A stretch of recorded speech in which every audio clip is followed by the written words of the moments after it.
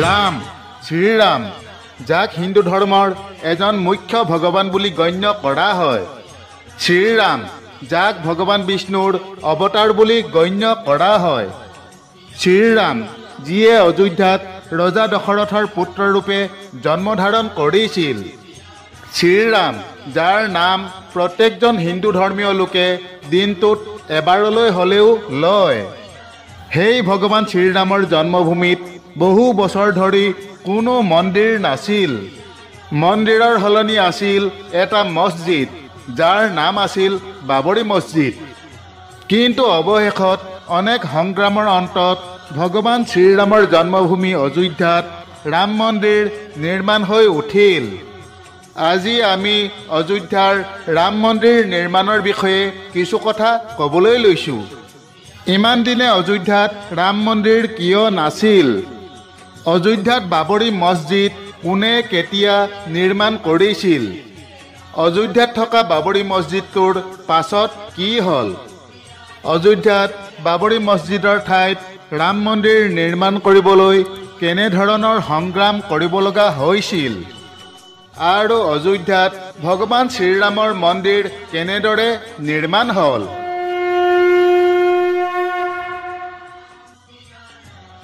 ভগৱান শ্ৰীৰামৰ জন্মভূমি অযোধ্যাত অৱশেষত ৰাম মন্দিৰ নিৰ্মাণ হৈ উঠিল। কিন্তু এই ৰাম মন্দিৰ নিৰ্মাণ এবছৰ দুবছৰৰ ভিতৰত হৈ উঠা নাছিল। ৰাম মন্দিৰ নিৰ্মাণ কৰিবলৈ একেৰাহে 134 বছৰ ধৰি আইনী যুদ্ধ চলি আছিল। যি আইনী যুদ্ধৰ অন্তিম ফলাফল হিচাপে অৱশেষত অযোধ্যাত এটা ৰাম মন্দিৰ নিৰ্মাণ হৈ উঠিল। অযোধ্যাৰ এই ৰাম মন্দিৰ আজি 2024 চনৰ 22 জানুৱাৰী তাৰিখে শুভ উদ্বোধন কৰা হয় আৰু 23 জানুৱাৰী অৰ্থাৎ কালিলৈৰ পৰা সাধাৰণ জনতাৰ বাবে মন্দিৰটো মুকলি হ'ব। অযোধ্যাৰ ৰাম মন্দিৰ নিৰ্মাণৰ যাত্ৰা অনেক সংগ্ৰাম প্ৰত্যাহ্বানেৰে ভৰা, কিয়নো যি অযোধ্যাত বৰ্তমান ৰাম মন্দিৰ নিৰ্মাণ কৰা হৈছে সেই স্থানত আছিল এটা মছজিদ, যাৰ নাম আছিল বাবৰি মছজিদ। বাবৰি মছজিদ যিটো নিৰ্মাণ হৈছিল 16শ শতিকাত। 1526 চনত বাবৰে ভাৰতলৈ আহি ভাৰতত মোগল সাম্ৰাজ্য প্ৰতিষ্ঠা কৰিছিল। ভাৰতত মোগল সাম্ৰাজ্য স্থাপন হোৱাৰ পাছত বাবৰৰ এজন সুবেদাৰ অৰ্থাৎ সেনাপতি মীৰ বাকীয়ে অযোধ্যাত এটা মছজিদ নিৰ্মাণ কৰে। ভগৱান শ্ৰীৰামৰ জন্মস্থানতে এই মছজিদটো নিৰ্মাণ কৰা হৈছিল, য'ত পূৰ্বতে এটা ৰাম মন্দিৰ আছিল। বাবৰৰ সন্মানত মীৰ বাকীয়ে এই মছজিদটোৰ নাম দিছিল বাবৰি মছজিদ। 1528 চনৰ পৰা 1853 চনলৈ মোগল আৰু নবাবৰ শাসনকালত হিন্দুসকলে অযোধ্যাত মছজিদ নিৰ্মাণ কৰা বিষয়টোৰ ওপৰত অধিক মাত মাতিব পৰা নাছিল। 19 শতিকাত ভাৰতত মোগল আৰু নবাবৰ শাসনৰ অৱসান পৰিছিল আৰু ইংৰাজৰ শাসন কাৰ্যকৰী হৈ পৰিছিল। এই সময়ছোৱাতে হিন্দুসকলে এই বিষয়টো উত্থাপন কৰি কয় যে ভগৱান ৰামৰ জন্মস্থানত থকা মন্দিৰটো ভাঙি তাত মছজিদ নিৰ্মাণ কৰা হৈছে আৰু তাৰ পাছৰ পৰাই ৰামৰ জন্মস্থান অযোধ্যাত পুনৰ ৰাম মন্দিৰ নিৰ্মাণ কৰাৰ যুঁজখন আৰম্ভ হ'ল। মীৰ বাকীয়ে মছজিদ নিৰ্মাণ কৰাৰ 330 বছৰৰ পাছত 1858 চনৰ পৰা এই যুঁজখন আইনী যুঁজ হৈ পৰে, যেতিয়া প্ৰথমবাৰৰ বাবে চৌহদত যজ্ঞ পূজা আদি কৰাৰ বিৰুদ্ধে FIR দাখিল কৰা হয়। অযোধ্যা ৰিভিজিটেড নামৰ গ্ৰন্থখনৰ মতে 1858 চনৰ 1 ডিচেম্বৰত অৱধ থানাৰ ভাৰপ্ৰাপ্ত বিষয়া শীতল দুবেই তেওঁৰ প্ৰতিবেদনত মছজিদ পৰিসৰৰ ভিতৰত ৰাম মন্দিৰৰ চিহ্ন থকা বুলি উল্লেখ কৰিছিল।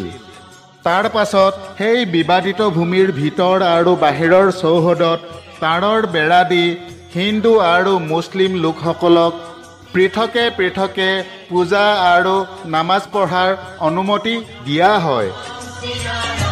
1767 চনত জেছুইট মিছনেৰী জোচেফ টিফেনথালাৰে লিখা লেটিন গ্ৰন্থ ডিস্ক্ৰিপচিঅ ইণ্ডিয়াত এই মছজিদৰ প্ৰাচীন ৰেকৰ্ড পোৱা গৈছে।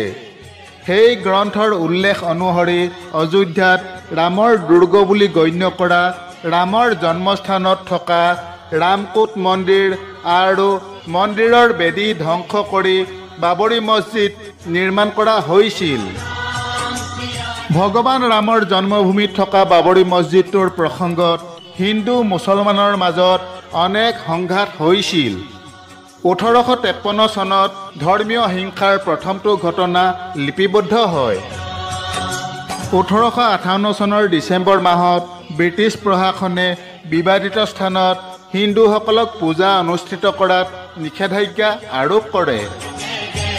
1949 চনৰ 22 ডিচেম্বৰৰ নিশা বাবৰি মছজিদৰ ভিতৰত ৰাম আৰু সীতাৰ মূৰ্তি স্থাপন কৰা হয় আৰু 5 দিনৰ পৰা ভক্তৰ সমাগম হ'বলৈ ধৰে।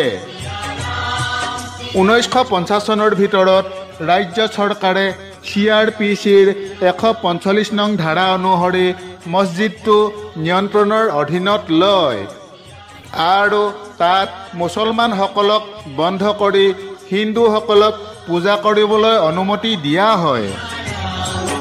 আশীৰ দশকত হিন্দু ৰাষ্ট্ৰবাদী পৰিবাৰ সংঘ পৰিবাৰৰ সৈতে জড়িত বিশ্ব হিন্দু পৰিষদে হিন্দুসকলৰ বাবে সেই স্থান পুনৰ উদ্ধাৰ কৰি এই স্থানত বালক ৰামৰ নামত উৎসৰ্গিত মন্দিৰ নিৰ্মাণৰ বাবে নতুন আন্দোলন আৰম্ভ কৰে। প্ৰধানমন্ত্ৰী ৰাজীৱ গান্ধীৰ নেতৃত্বৰ চৰকাৰে বিশ্ব হিন্দু পৰিষদক মন্দিৰৰ আধাৰশিলা স্থাপনৰ কাম আগবঢ়াই নিয়াৰ আনুষ্ঠানিকভাৱে অনুমতি দিয়ে। প্ৰথম অৱস্থাত ভাৰত চৰকাৰ আৰু উত্তৰ প্ৰদেশ চৰকাৰে বিবদমান স্থানৰ বাহিৰত আধাৰশিলা স্থাপন কৰিব বুলি সহমতত উপনীত হৈছিল। কিন্তু 1989 চনৰ 9 নৱেম্বৰত বিশ্ব হিন্দু পৰিষদৰ নেতা আৰু সাধুৰ এটা দলে বিবাদিত ভূমিৰ কাষতে 200 মিটাৰ দীঘল গাঁত খান্দি আধাৰশিলা স্থাপন কৰে। তাতেই গৰ্ভগৃহৰ সিংহদ্বাৰ নিৰ্মাণ কৰা হয়। 1992 চনৰ 6 ডিচেম্বৰত বিশ্ব হিন্দু পৰিষদ আৰু ভাৰতীয় জনতা পাৰ্টীয়ে এই স্থানত 1,50,000 স্বেচ্ছাসেৱকক লৈ এক সমদল উলিয়ায়। পাছত এই সমদল উন্মত্ত হৈ পৰে আৰু তেওঁলোকে মছজিদটো ভাঙি পেলায়। মছজিদটো ভাঙি পেলোৱাৰ ফলত ভাৰতৰ হিন্দু আৰু মুছলমান সম্প্ৰদায়ৰ মাজত কেইবামাহো ধৰি সাম্প্ৰদায়িক হিংসাত্মক পৰিস্থিতিৰ সৃষ্টি হয়, যাৰ ফলত বম্বেত প্ৰায় 2,000 লোকৰ মৃত্যু হয় আৰু সমগ্ৰ ভাৰত উপমহাদেশতে ধৰ্মীয় সংঘৰ্ষ সংঘটিত হয়। অযোধ্যাত ৰাম মন্দিৰ নিৰ্মাণ বিষয়টোক লৈ বছৰ বছৰ ধৰি বিভিন্ন আইনী বিবাদৰ সৃষ্টি হৈছিল। 2019 চনৰ 6 আগষ্টৰ পৰা উচ্চতম ন্যায়ালয়ে অযোধ্যা বিবাদ প্ৰসংগত দৈনিক শুনানি আৰম্ভ কৰে। 2019 চনৰ 16 অক্টোবৰত উচ্চতম ন্যায়ালয়ত শুনানি সমাপ্ত হোৱাত আদালতে এই সিদ্ধান্ত সংৰক্ষিত কৰি ৰাখে। ইয়াৰ পূৰ্বে 40 দিন ধৰি ধাৰাবাহিকভাৱে উচ্চতম ন্যায়ালয়ত শুনানি অনুষ্ঠিত হৈছিল। 2019 চনৰ 9 নৱেম্বৰত 134 বছৰ ধৰি চলি থকা যুদ্ধৰ চূড়ান্ত সিদ্ধান্তৰ সময় আহি পৰিছিল। 2019 চনৰ 9 নৱেম্বৰত উচ্চতম ন্যায়ালয়ে সংশ্লিষ্ট স্থানক শ্ৰীৰাম জন্মভূমি বুলি গণ্য কৰি 2.77 একৰ মাটি ৰামলালাৰ মালিকানাধীন বুলি গণ্য কৰে। ইয়াৰ সমান্তৰালকৈ আদালতে নিৰ্দেশ দিয়ে যে মন্দিৰ নিৰ্মাণৰ বাবে কেন্দ্ৰীয় চৰকাৰে 3 মাহৰ ভিতৰত ট্ৰাষ্ট গঠন কৰিব লাগে আৰু ট্ৰাষ্টত নিৰ্মোহী আখৰাৰ এজন প্ৰতিনিধি অন্তৰ্ভুক্ত কৰিব লাগে। ইয়াৰ উপৰিও উত্তৰ প্ৰদেশ চৰকাৰে বৈকল্পিকভাৱে উপযুক্ত স্থানত 5 একৰ মাটি মুছলিম পক্ষক মছজিদ নিৰ্মাণৰ বাবে প্ৰদান কৰিবলৈও নিৰ্দেশ জাৰি কৰে। উচ্চতম ন্যায়ালয়ৰ ৰায়দানৰ পাছত 2020 চনৰ 5 ফেব্ৰুৱাৰীত ভাৰতৰ সংসদত ঘোষণা কৰা হয় যে মন্দিৰ নিৰ্মাণৰ পৰিকল্পনা ভাৰত চৰকাৰে মানি লৈছে। দুদিন পাছত 7 ফেব্ৰুৱাৰীত অযোধ্যাৰ পৰা আঁতৰত থকা ধনীপুৰ গাঁৱত নতুন মছজিদ নিৰ্মাণৰ বাবে 5 একৰ মাটি আবণ্টন দিয়া হয়। ইয়াৰ লগে লগে দশক দশক ধৰি চলি থকা আইনী যুদ্ধৰ অন্ত পৰিল। ইমানবোৰ সংঘৰ্ষ আৰু আইনী যুঁজৰ অন্তত অৱশেষত অযোধ্যাত ৰাম মন্দিৰ নিৰ্মাণৰ সিদ্ধান্ত হ'ল। কোটি কোটি হিন্দু ধৰ্মীয় লোকৰ আশা পূৰ্ণ হ'ল। অযোধ্যাত শ্ৰীৰামৰ পবিত্ৰ জন্মভূমিত ৰাম মন্দিৰ নিৰ্মাণ হ'ব। অযোধ্যাৰ ৰাম মন্দিৰ নিৰ্মাণৰ মূল নক্সা 1988 চনত হোমপুৰা পৰিয়ালৰ দ্বাৰা তৈয়াৰ কৰা হৈছিল, যিটো নাগৰ শৈলীৰ স্থাপত্যৰ গুৰ্জৰা চালুক্য শৈলীত কৰা হৈছে। এই শৈলী উত্তৰ ভাৰতত পোৱা এক প্ৰকাৰৰ হিন্দু মন্দিৰৰ স্থাপত্য। এতিয়া মন্দিৰ নিৰ্মাণৰ পাল। 2020 চনৰ 5 ফেব্ৰুৱাৰীত প্ৰধানমন্ত্ৰী নৰেন্দ্ৰ মোদীয়ে অযোধ্যাৰ মন্দিৰ নিৰ্মাণৰ বাবে ৰাম জন্মভূমি তীৰ্থক্ষেত্ৰ ট্ৰাষ্টৰ ঘোষণা কৰে। তাৰ ঠিক 6 মাহৰ পাছত 5 আগষ্ট 2020 তাৰিখে অযোধ্যাত ৰাম মন্দিৰৰ আধাৰশিলা স্থাপন কৰা হয়, য'ত প্ৰধানমন্ত্ৰী মোদীয়ে অংশগ্ৰহণ কৰে আৰু প্ৰায় 3 বছৰ 10 মাহৰ ভিতৰত মন্দিৰৰ সম্পূৰ্ণ নিৰ্মাণ কাৰ্য সম্পন্ন হয়। মন্দিৰ চৌহদৰ ভিতৰত মূল মন্দিৰটোক কেন্দ্ৰ কৰি আন 6টা ভিন ভিন মন্দিৰে আগুৰি আছে। অযোধ্যাৰ ৰাম মন্দিৰ বিশ্বৰ ভিতৰতে তৃতীয় বৃহৎ হিন্দু মন্দিৰ। 10 একৰ ভূমিত নিৰ্মিত এই মন্দিৰ ভৱনটো 250 ফুট বহল, 380 ফুট দীঘল আৰু 161 ফুট ওখ। মন্দিৰৰ চিৰিৰ প্ৰস্থ 16 ফুট আৰু ইয়াত মুঠ 366টা স্তম্ভ দিয়া হৈছে। এই স্তম্ভবোৰৰ প্ৰত্যেকটোতে 16টাকৈ মূৰ্তি স্থাপন কৰা হৈছে। সেই মূৰ্তিবোৰ হৈছে ভগৱান শিৱৰ অৱতাৰ, ভগৱান বিষ্ণুৰ দশাৱতাৰ, 64 যোগিনী আৰু দেৱী সৰস্বতীৰ 12টা অৱতাৰ।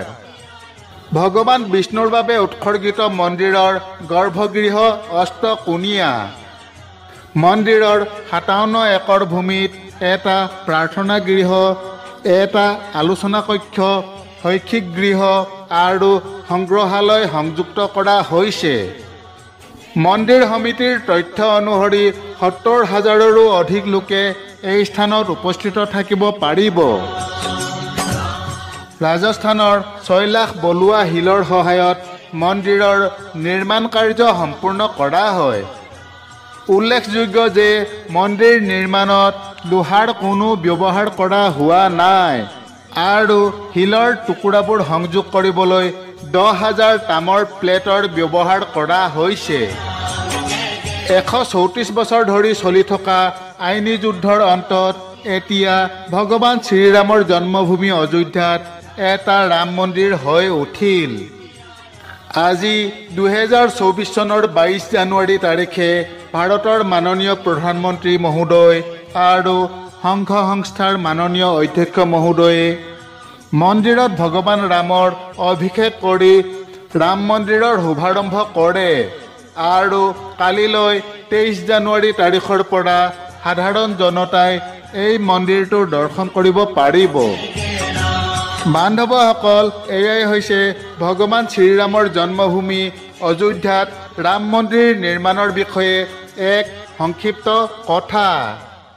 আগলৈ অন্য এক নতুন কথাৰ সৈতে পুনৰ লগ পোৱা আশাৰে তথা আপোনালোক সকলোৰে কুশল কামনাৰে আজিলৈ সামৰিছোঁ। জয় শ্ৰীকৃষ্ণ।